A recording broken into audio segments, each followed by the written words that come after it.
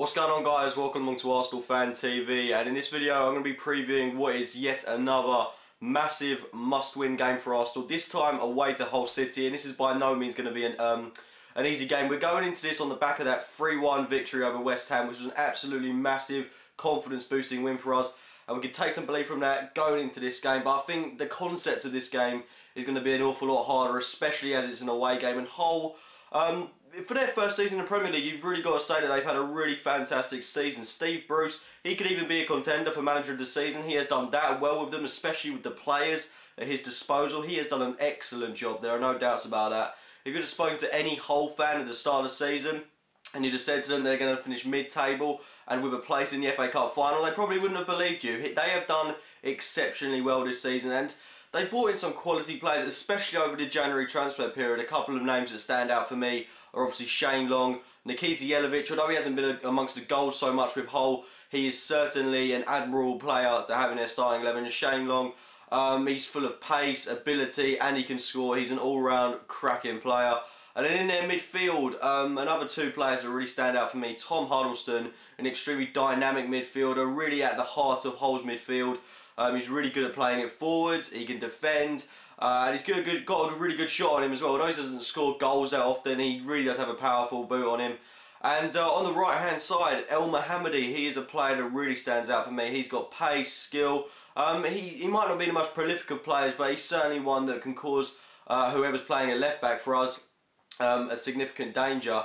Anyway, looking at Arsenal, it's obviously going to be huge for us this game, and seeing as Everton lost the other night 3-2 to Crystal Palace, it gives us a real incentive to go and capitalise on that and get a victory here, and hopefully Everton can drop points and we can really open up quite a significant gap between us and them and get this fourth spot even more in the bag.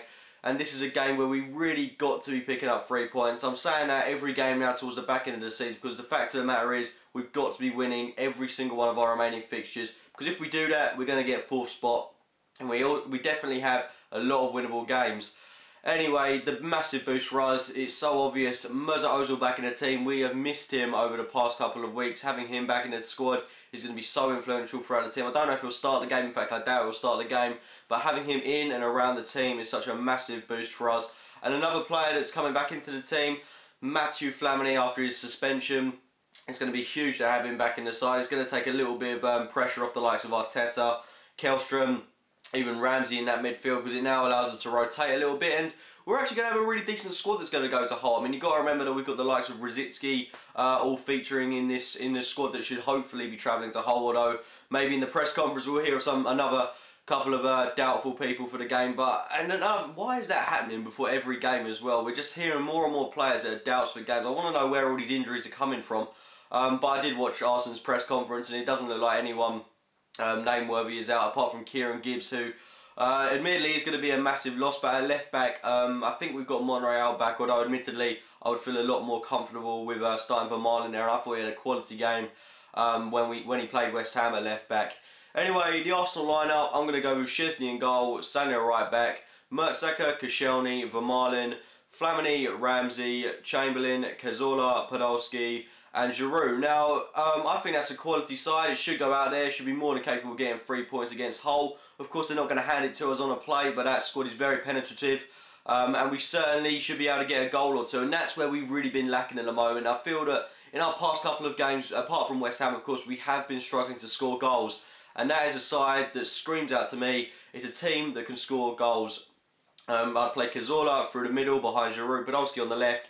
Reintroduce Chamberlain into the team. He's had quite a big rest now, so play him on the right. Ramsey and Flamini, which in my opinion is our strongest pivot in midfield. And this side really is looking like a team that actually started the season, so it's going to be really exciting to watch this side. Of course, we do have the likes of Walcott, etc., all out for this game.